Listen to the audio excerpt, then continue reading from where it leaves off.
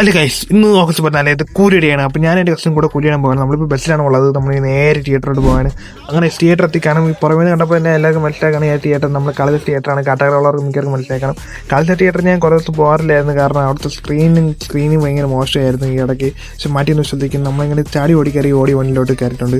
Audi വണ്ണാണ് ഇവിടുത്തെ ഏറ്റവും വലിയ ബിഗ് സ്ക്രീൻ.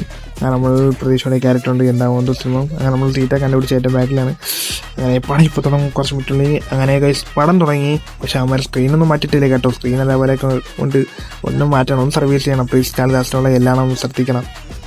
ആരെങ്കിലും ആ സ്ക്രീനൊക്കെ ഒന്ന് മാറ്റിയാൽ നമുക്ക് നല്ല വ്യൂയിങ് എക്സ്പീരിയൻസ് ഉണ്ടായിരുന്നു. പിന്നെ ടൈറ്റ് കടങ്ങി ഭയങ്കര ഇഷ്ടപ്പെട്ട് ഇതിൻ്റെ ഡീറ്റെയിൽ റിവ്യൂ ആണെങ്കിൽ ചാനലോട്ട് പോയി കാണാനുള്ളതാണ്. പിന്നെ ഇൻ്റർവെല്ലായപ്പോൾ കസ്റ്റമർ വലിയ പോപ്കോൺ വലിയ